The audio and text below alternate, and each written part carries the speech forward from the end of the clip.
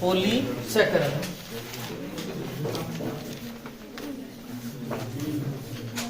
Polysaccharide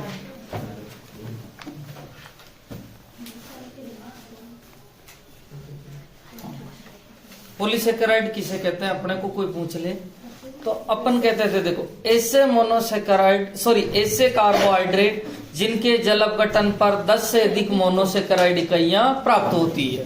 तो लिखो ऐसे कार्बोहाइड्रेट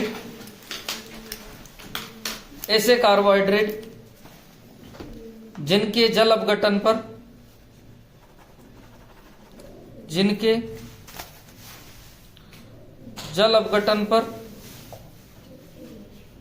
ऐसे कार्बोहाइड्रेट जिनके जल अपघटन पर 10 से अधिक मोनोसेकेराइड इकाइयां जल अपघटन पर 10 से अधिक मोनोसेकेराइड इकाइयां प्राप्त होती है, सेकेराइड इकाइयां प्राप्त होती है। इन्हें प्राकृतिक बहुलक भी कहते हैं। इन्हें प्राकृतिक बहुलक भी कहते हैं।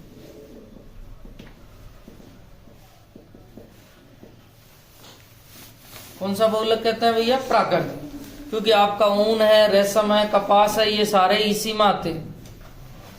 नेक्स्ट बात करते हैं कि ये दो प्रकार के होते हैं। ये दो प्रकार के होते हैं। एक का नाम होता है सम पॉलीसेकेराइड, नाम से ही पता चल रहा होगा, और एक होते हैं विषम पॉलीसेकेराइड। पहले इधर देखना, आपको कोई पूछ ले कि सम पॉलीसेकेराइड किसे कहते हैं। सम का मतलब क्या होता है? समान। ऐसे पॉलीसेकेराइड, सम पॉलीसेकेराइड की बता रहा हूं, ऐसे पॉलीसेकेराइड जिनमें सभी मोनोसेकेराइड समान होते हैं। ऐसे पॉलीसेकेराइड जिसमें सभी पॉलीसेकेराइड अलग अलग या भिन्न भिन्न प्रकार के होते हैं। तो लिखो, सम में लिखना, ऐसे पॉलीसेकेराइड जिसमें सभी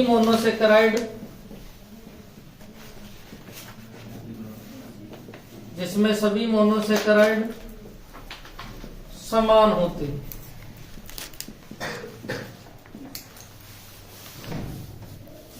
और इसमें लिखना ऐसे पॉलीसेकेराइड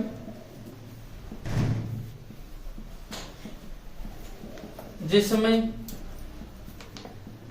सभी मोनोसेकेराइड भिन्न भिन्न प्रकार के होते हैं।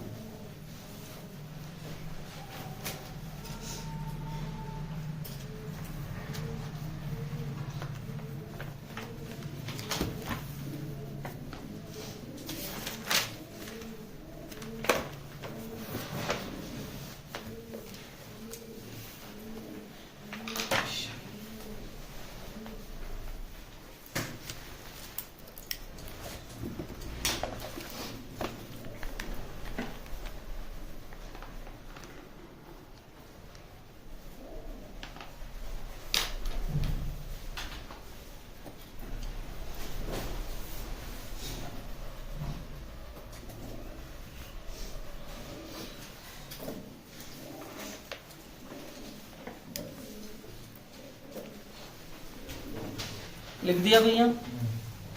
एक तो सम है और एक ही विषम। अब देखो भाई, नेक्स्ट सुनना। अभी अपन ने पहले पॉलीसेकेराइड की परिभाषा देखी थी, ऐसे कार्बोहाइड्रेट जिनके जल अपघटन पर 10 से अधिक मोनोसेकेराइड इकाइयां प्राप्त होती है। नेक्स्ट बात अपन ने करी थी कि ये कितने प्रकार के होते हैं भैया? दो, सम और विषम। सम का मतलब क्या होता है? समान, और विषम का मतलब क्या होता है? भिन्न भिन्न। तो ऐसे पॉलीसेकेराइड जिसमें सभी मोनोसेकेराइड समान होते हैं, और ऐसे पॉलीसेकेराइड जिसमें सभी मोनोसेकेराइड भिन्न भिन्न होते हैं। तीन अपने को पॉलीसेकेराइड पढ़ने हैं। उसमें पहला जो पॉलीसेकेराइड है ये है आपका पहला पॉलीसेकेराइड और उसका नाम है सेलुलोज। आपने सबने नाम सुना हुआ है, ठीक है, सेलुलोज। सेलुलोज की बात करूं तो आप कहते हैं कोशिका भित्ति का प्रमुख अवयव है, क्योंकि पादपों की कोशिका भित्ति किससे बनी होती है? सेलुलोज। ठीक है, तो मैं कह सकता हूं कि यह कोशिका भित्ति का मुख्य अवयव है। अवयव कहने का मतलब है कि उसका जो मेन कंपोनेंट है। ठीक है, नेक्स्ट बात करें कि जो इसका जो अणुसूत्र होता है वो अणुसूत्र होता है C6H10O5 और कितने अणु होते हैं? N। तीसरी बात है कि ये एक अपचायक शर्करा है, अनअपचायक शर्करा है। और आपको पता है अनअपचायक शर्करा किसे कहते हैं? आप अपचायक शर्करा किसे कहते हैं भैया? जो हाइड्रोक्सिलेमीन के साथ ऑक्जिम, फेनिल हाइड्रोजीन के साथ ओसाजोन और टोलन और फेलिंग अभिकर्मक का अपचयन। और ये टोलिन और फेलिंग अभिकर्मक का अपचयन नहीं करता है। अब बात आती कि सर क्यों नहीं करता है? अभी देखेंगे कि इसका जो ग्लूकोज का एल्डिहाइड है वो ग्लाइकोसिडिक बंध बनाने में काम ले रहा है और इसीलिए वो मुक्त नहीं है, इसलिए वो टोलन और फेलिंग अभिकर्मक का अपचयन नहीं करता। मुझे बताओ ये टोलन और फेलिंग किसके परीक्षण में काम आते हैं? एल्डिहाइड। किसके परीक्षण में काम आता है? एल्डिहाइड। जब एल्डिहाइड ही नहीं है तो उसका परीक्षण ही नहीं देगा, और जब परीक्षण ही नहीं देगा और इसीलिए इन्हें अनअपचायक शर्करा कहते हैं। ठीक है, नेक्स्ट संरचना की बात करूं कि सर संरचना, तो आपको ये अपने पास में C6H10O5 है, ये आपके सेलुलोज है। सेलुलोज का जल अपघटन किया जाता है NH2O के द्वारा, क्योंकि यहां भी कितने हैं भैया? N, तो H2O भी कितने लगेंगे? N। और इनका जल अपघटन किया जा रहा है तो अपने को ग्लूकोज की इकाइयां प्राप्त हो रही है C6H12O6। देख सकते हो, 6 कार्बन, 10 और 2 12, 5 और 1 6। कितने अणु काम ग्लूकोज के दे रहा है? N। कितने अणु दे रहा है भैया? N अणु ग्लूकोज के दे रहा है। अब देखो बात करते हैं सर ये ग्लूकोज कौन सा है? तो ये है बीटा D प्लस ग्लूकोज, और इसको माइनस मत मानना है ना। ये सेलुलोज का जल अपघटन करते हैं तो बीटा D ग्लूकोज प्राप्त होता है। आगे अपन स्टार्च का करेंगे, उसमें अल्फा D ग्लूकोज आएगा। अब मैं बीटा D ग्लूकोज की बहुत सारी इकाइयां बना रहा हूं। एक पॉइंट इसमें और है, इनमें बीटा 1,4 ग्लाइकोसिडिक बंध पाया जाता है, अर्थात जो है इनमें बीटा 1,4 ग्लाइकोसिडिक बंध पाया जाता है।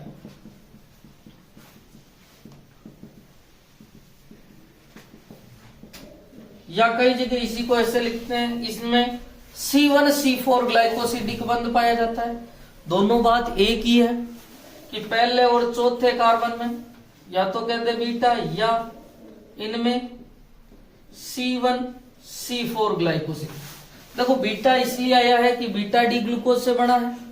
1,4 का मतलब पहले युग जो है अपने पहले कार्बन, और इधर कौन सा कार्बन है? चौथा। ठीक है, अल्फा से बना हुआ होगा तो अल्फा 1,4 ग्लाइकोसिडिक बंद हो जाएगा।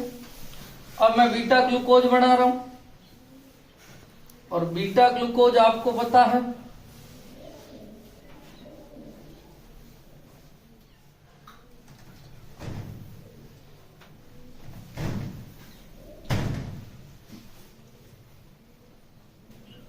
ऐसे कितने अणु होंगे भैया? N। अब मैं बीटा बना रहा हूं, बीटा में OH कौन से साइड में होता है भैया? Left side. बीटा में OH कौन से साइड में होता है? लेफ्ट। 90 पे घुमाऊंगा तो ऊपर आएगा कि नीचे आएगा? ऊपर। अरे भाई OH ऐसे ही तो होता है, बोलो ऊपर ही आएगा।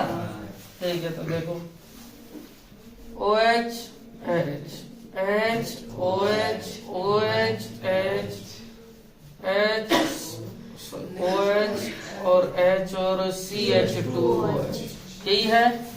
इधर भी बना लूं OH H H OH OH H H, एक मिनट, इधर H चौथे कार्बन पे, हाँ नीचे ही लगेगा, सॉरी।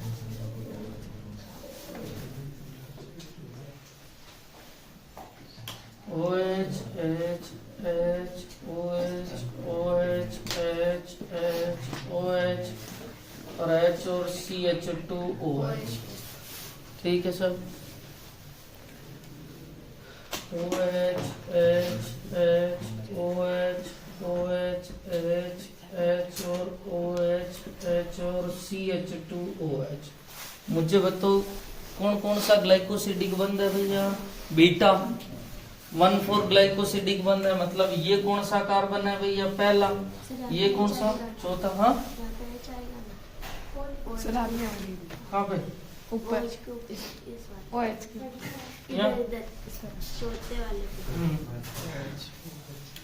ठीक है, ये तो कह रहा हूँ एक इसमें, हाँ H पहला, ये पहला, चौथा, पहला और चौथा, सही है। हाँ अब देखो कहाँ कहाँ से निकल रहा है भैया? बीटा 1,4 ग्लाइकोसिडिक, यहां से H और यहां से OH, यहां से H और यहां से OH, यहां से H और यहां से OH, ठीक है। आगे यहां से H और आगे वाले से क्या निकल जाएगा? OH, और अपन यहां से क्या निकाल रहे हैं? OH। समझ में आ गई? इधर भी है और इधर भी है, तो कितने अणु निकल जाएंगे? N अणु। किसके निकलेंगे? H2। तो NH2 हो जाएगा। क्या मैं इसको ऐसे बना सकता हूं? N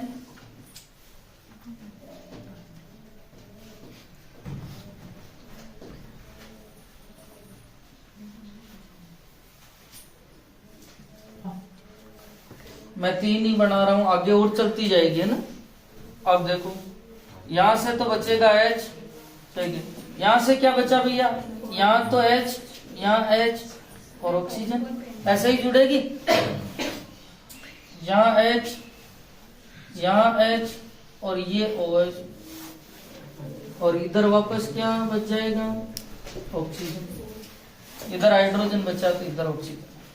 अरे ग्लाइकोसिडिक बंध कौन सा? ये वाला ही है, ये वाला ही है, और आगे भी बन जाएगा, ठीक है। आगे भी और देखते हैं, देखो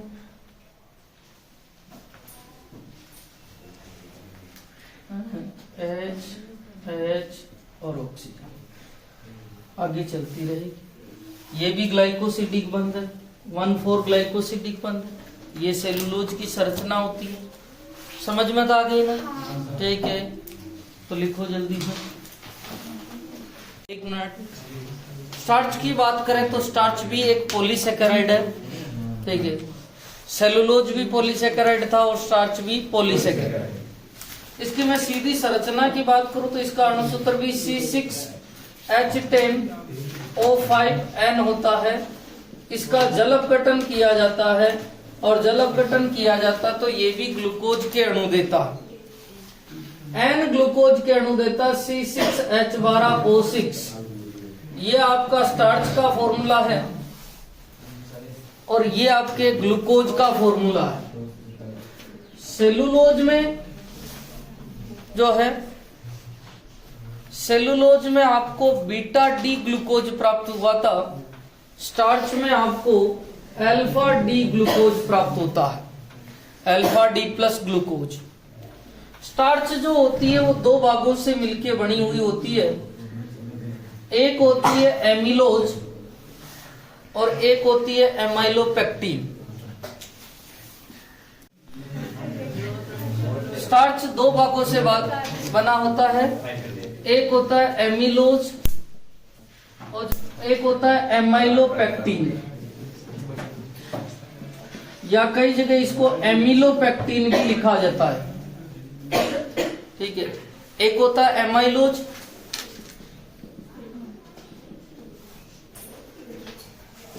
और एक होता है एमाइलोपेक्टिन। दोनों में फर्क क्या है ये देखें। यह है जल विलेय स्टार्च या जल विलेय भाग जो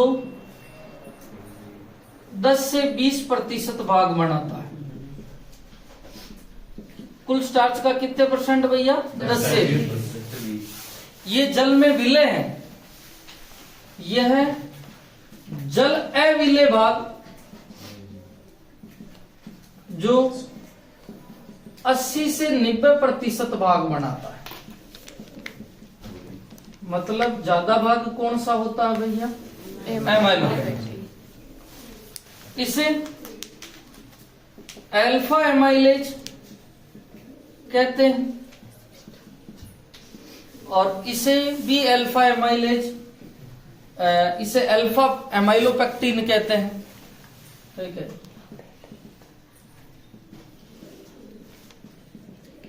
नेक्स्ट बात आती है, यह साखित भाग होता है। एक मिनट, ये सॉरी असाखित होता है और वो साखित होता है। यह साखित होता है। साखित मतलब शाखा निकली हुई। नेक्स्ट आती है, इसमें ग्लूकोज इकाइयां आपस में, ग्लूकोज इकाइयां आपस में C1C4 या अब किससे बनी हुई है भैया? अल्फा से। अल्फा 1,4 ग्लाइकोसिडिक बंध बनाती है।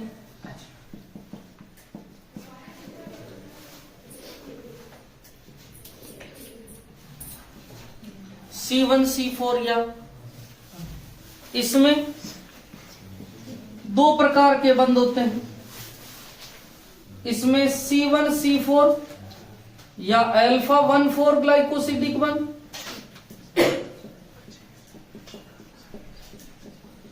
तथा C1C6 ग्लाइकोसिडिक बंध भी बनता है।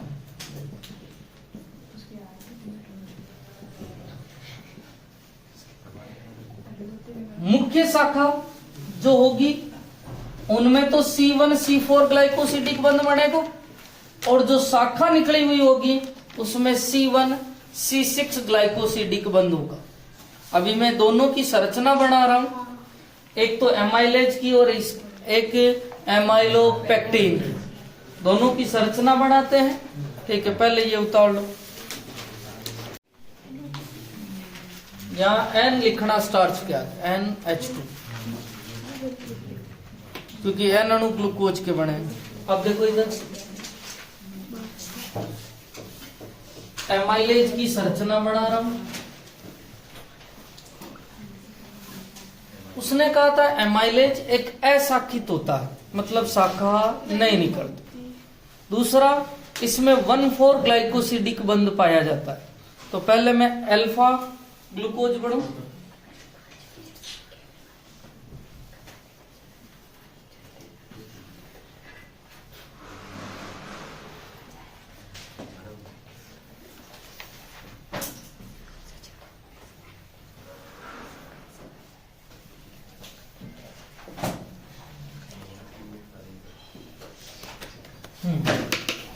अब मुझे बताओ अल्फा ग्लूकोज है तो OH कौन से साइड में है भैया? राइट साइड में।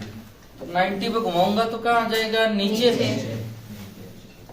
OH इधर है, H OH OH H H और OH, H और CH2OH। ठीक है, बनाओ देखे अल्फा ग्लूकोज पूरा। हाँ सही है। H OH H OH OH H OH CH2O। इधर देखो भाई, अपने को बता 1,4 है, ठीक है। ये वाला पहला कार्बन और ये वाला चौथा, पहला चौथा, पहला चौथा और पहला और चौथा। इधर अब यहां से H और यहां से क्या निकल जाएगा OH, ठीक है। यहां से H और यहां से OH, यहां से H और यहां से OH। देखो इधर, जब H यहां से निकल गया तो OH यहां से निकल जाएगा और H यहां से निकल जाएगा। मतलब कितने अणु निकल जाएंगे भैया? N अणु। तो क्या निकाल दूं भैया? NH2। आगे संरचना आप बना लोगे, ठीक है। ये कौन सा बंध है भैया? अल्फा 1,4 ग्लाइकोसिडिक बंध, अल्फा 1,4 ग्लाइकोसिडिक बंध। अब देखो एक मिनट, नीचे वाली संरचना आपको बनानी है, एमाइलेज की बना देंगे ना आप? हाँ। अब देखो इधर एमाइलोपेक्टिन, इसको थोड़ी विशेष देखना। ये क्योंकि शाखित भाग होता है, शाखित भाग में एक तो मेन ब्रांच, मेन जो शाखा होती है और उससे लेटरल शाखा निकल रही है। कैसे? मैं पहले मेन शाखा बना रहा हूं,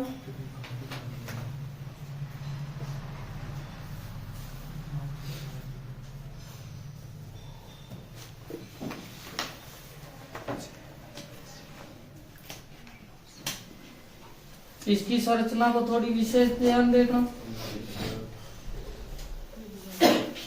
सबसे पहले अल्फा ग्लूकोज है सारे के सारे, अल्फा ग्लूकोज HOH, H और OH, तीसरे पे OH H और OH CH2OH।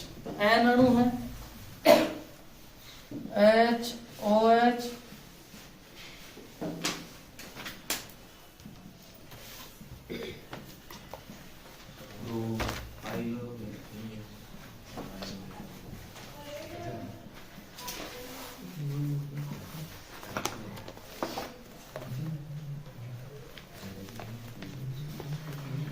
अपने को याद हो जानी चाहिए संरचना।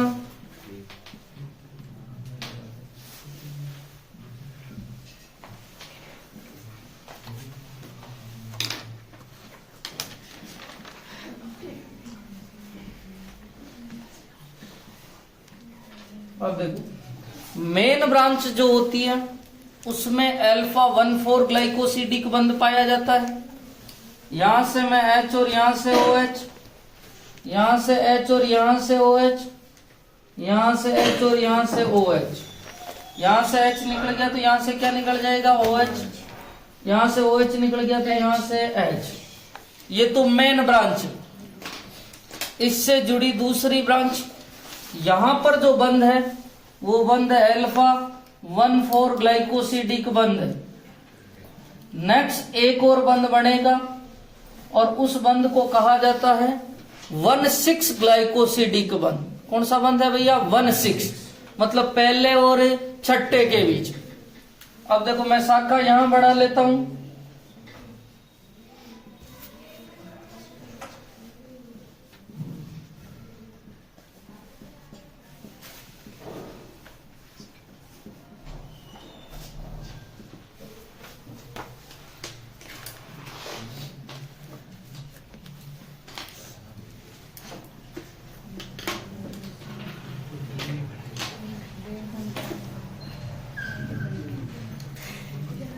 इधर देखना दोनों कैसे बनेगी वो देखना। यहां से तो H और OH निकल जाएगा। एक और बंद है 1,6, ये कौन सा कार्बन है भैया? छठा। ये कौन सा कार्बन है? पहला, ठीक है। यहां से H CH2OH है और मैं इस CH2OH को ऐसे लिख सकता हूं क्या? ठीक है। अब देखो CH2OH में से यहां से तो H और यहां से OH निकल गया, ठीक है। और इसी को कहते हैं अल्फा 1,6 ग्लाइकोसिडिक बंध, अल्फा 1,6 ग्लाइकोसिडिक बंध या C1C6 ग्लाइकोसिडिक बंध। तो दो प्रकार के बंध बन रहे हैं, अल्फा 1,4 ग्लाइकोसिडिक बंध और अल्फा 1,6 ग्लाइकोसिडिक बंध। ठीक है, पहले ये बना लो, इसके नीचे जगह छोड़ देना, ये बनाने के बाद में इसके नीचे जगह छोड़ देना, क्योंकि वापस वो H2O निकालने के बाद भी तो संरचना बनेगी, वो भी बनानी है। बनाओ जल्दी से।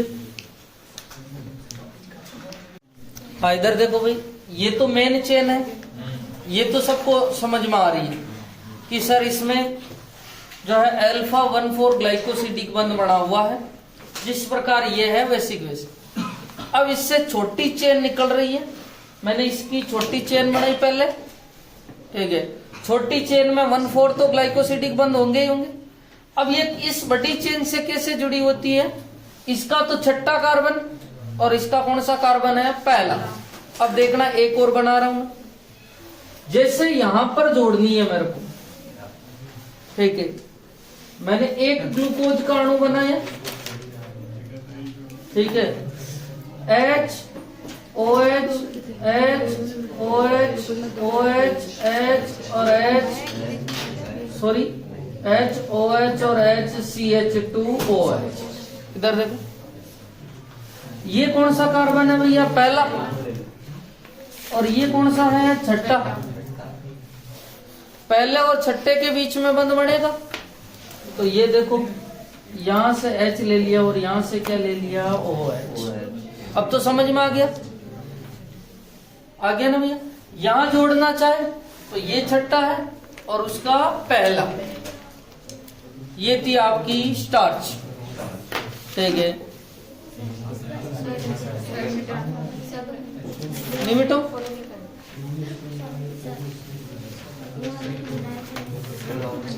किसका, इसका ऊपर बनेगा ना, यहाँ ऊपर जोड़ देना। हाँ नेक्स्ट हेडिंग लिखो,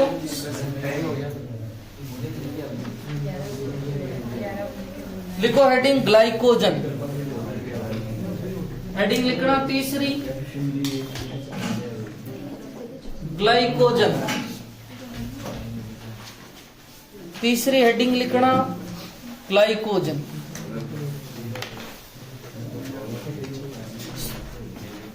हाँ लिखना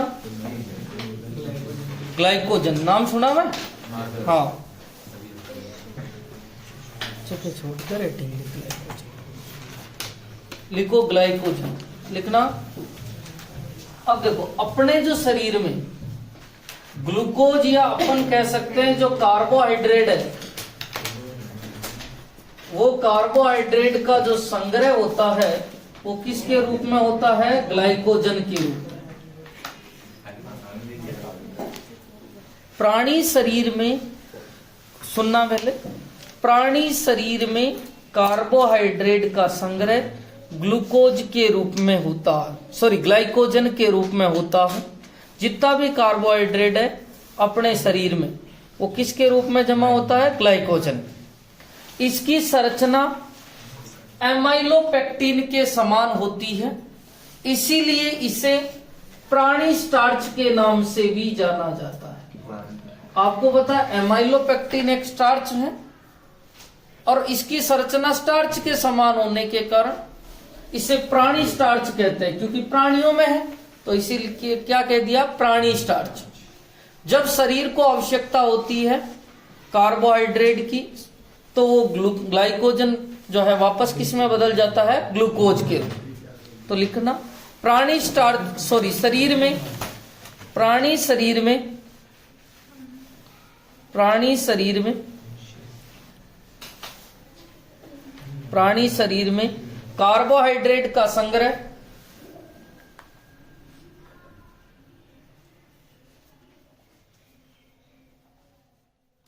प्राणी शरीर में कार्बोहाइड्रेट का संग्रह ग्लाइकोजन के रूप में होता है।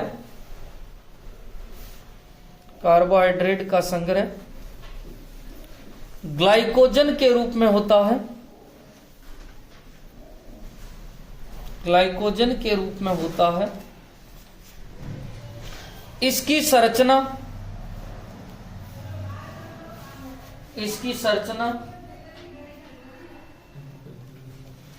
एमाइलोपेक्टिन, इसकी संरचना एमाइलोपेक्टिन के समान होती है, एमाइलोपेक्टिन के समान होती है।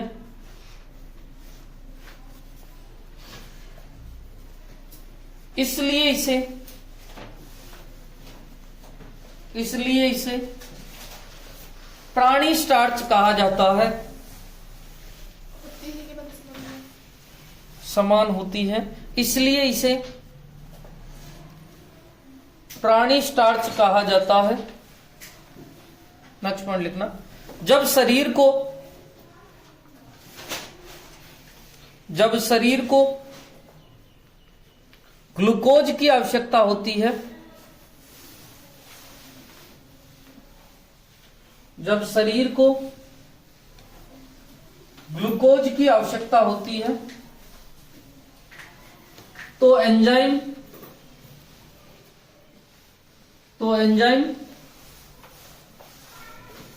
ग्लाइकोजन को